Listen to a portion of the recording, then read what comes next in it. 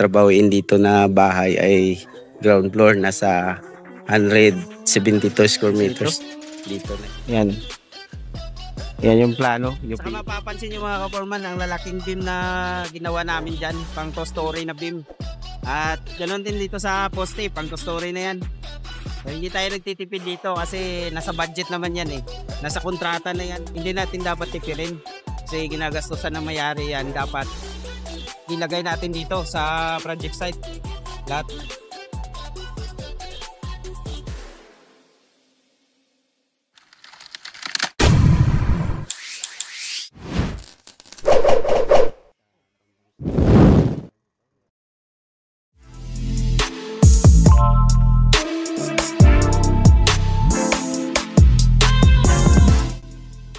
Kumusta mga kaporman? May bago kaming project ngayon dito sa Pulumulok. So ito yung site mga kaporman. Ayan. So nagpa-deliver na ako ng mga aggregates. Ayan. May bato tayo at buhangin. Dito sa loob, pinaklearing na natin itong area. So ayan, may materialis na tayo. Meron tayong simento at saka yung mga tubo natin, GI pipe, mga scaffoldings. Ito yung RSB natin. Yan, 10mm at saka 12mm. Kasi yung ano natin mga kaporman, trabahuin dito na bahay ay ground floor, nasa 172 square meters dito na area. So ground floor lang siya.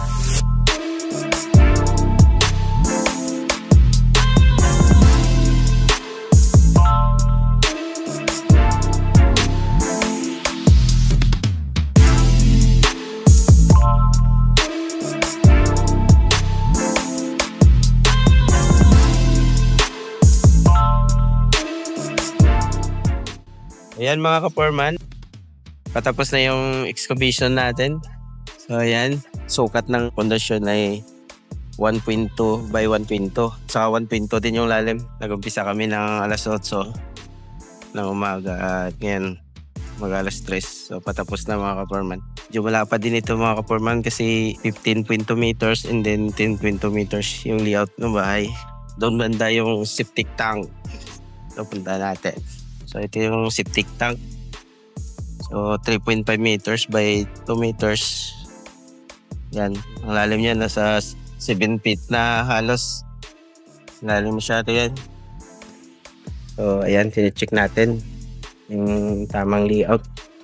So meron na kaming butterbird na nilagay. So nagpa-umpisa tayo dito mga kaporma ng piling ng hollow block sa septic tank. So ito yung master bender ko. Siya yung nagbe-bend ng mga stirrups. Yan mga kaporman. Pang poste natin yan. So naka 3 chamber yung septic tank natin. Mabusisi itong ano, design ng bahay. Ang daming division kasi ito. Yan. Yan yung plano.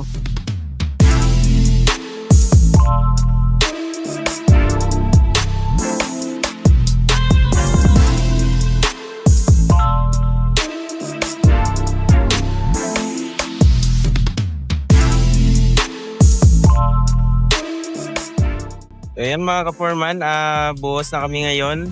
So isang poste, 2 bag ng simento yung binubuhos natin. So ito mga kaporman, mayroon itong 610 na poste. So ayan, na-sit up na yung 13 na poste.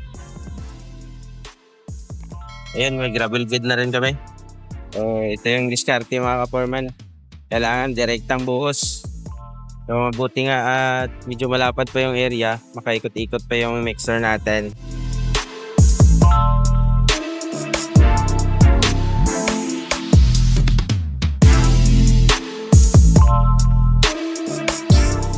So nasa roof beam na kami na portion na yun.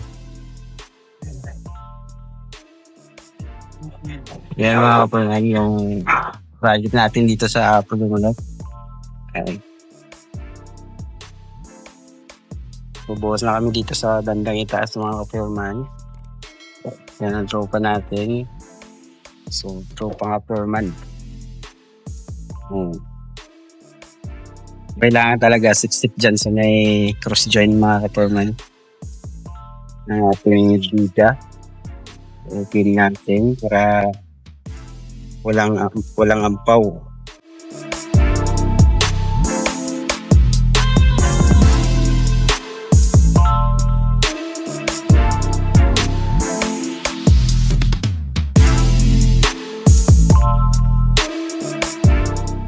Yan, makikita nyo na lagyan na natin ng hollow blocks doon sa itaas para sa ating preparation para sa trusses natin. So kapag bubong na tayo, pinapailan natin yung hollow blocks dyan para preparation para sa ating bubong. So slanting lang dito at doon din sa kabila. Ito na yung sitwasyon sa taas mga kaporman. So pinakyatan natin yung ating trusses. Ito yung project natin dito sa Pulong-Mulok. So mag-isang buwan pa lang ito mga kaporman. Wala nung mag-layout kami dito. Ayan, ilalaki ng mga beam. So, hindi pa natin tinanggalan ng ano yan.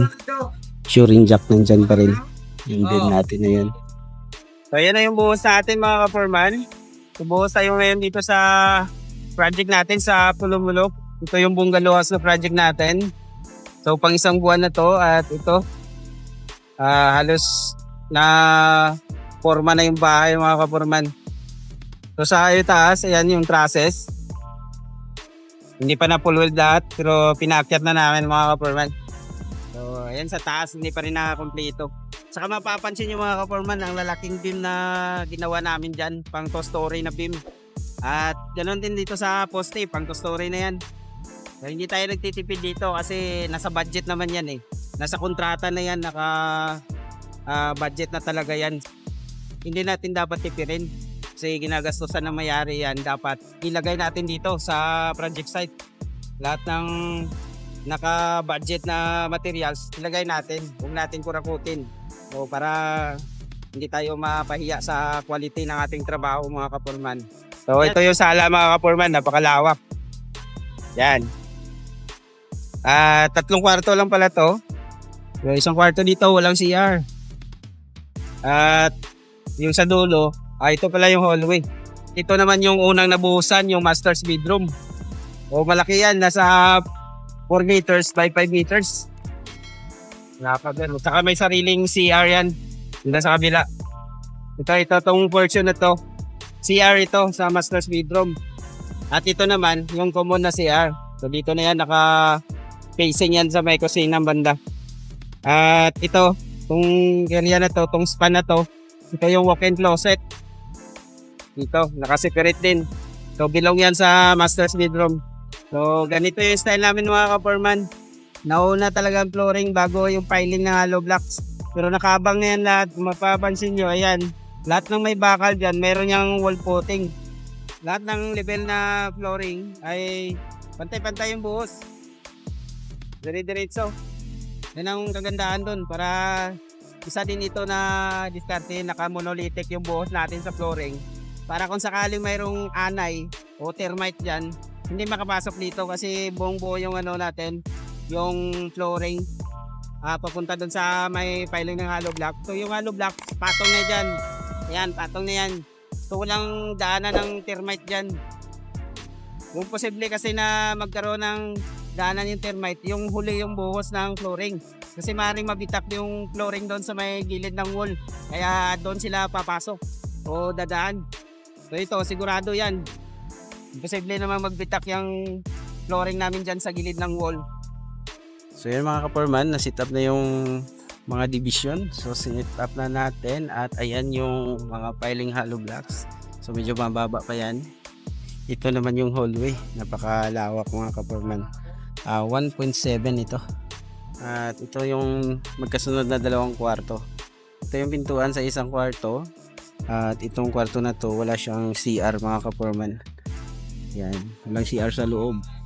At itong kabilang kwarto, ito may 2 bintana ito. Malaki yung bintana dito. At ayan, regular lang, 1.2 by 1.2. Ito 1.6, 1.8 by 1.2. So ito kasing maganda mga kaporman, malalaki yung bintana para yung hangin tagos, so masyado mainit. So ito yung pintuan ng master's bedroom. Meron ditong walk-in closet. So dito, hindi pa na kailan na hollow blocks. At ayun, isang CR.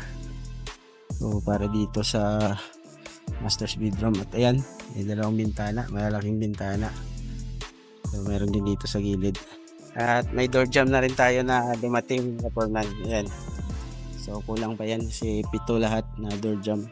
So, partial muna yan. Itong bubong natin ay rib type full rope. So ang haba mga ka-foreman, 9.5 meters ito. May kapal ito na 0.40 mm. At ito yung maganda mga ka-foreman, meron siyang groove dito, nakapalampas at nakaangat para kung may aapaw dito na tubig sa dugtungan, pag nahulog dito hindi siya tutulo. So dire-diretso pa rin yan papunta dun sa baba.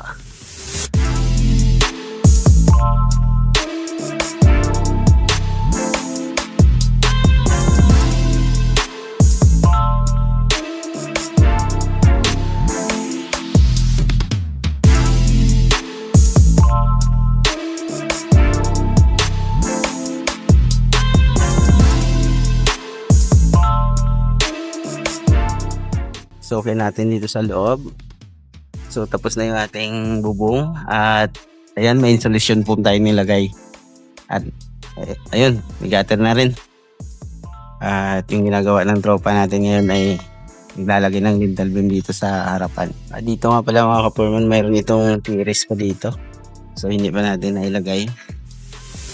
Kailangan talaga lintel beam dyan mga ka-foreman para iwas crack talaga. Dire-diretsong buo, katulad nun, yung bintana na yun, dire-diretsong buhos din yun. Ito naman yung pintuan dito sa right side. Siyempre may lintel beam din doon. Ito mga ka-foreman, itong kwarto, i-pick up ng tropa natin yung kanyang lintel beam, katulad nung sa kabila. Ayun, yung dito na area, wala pa. So may door jamb pa tayong ilalagay dito na side. Si storage ito. Ito yung master's bedroom mga ka-foreman. Dito naman yung ating electrician. So sinisit up nila ng abang ng mga wirings para dire-diretso yung finishing.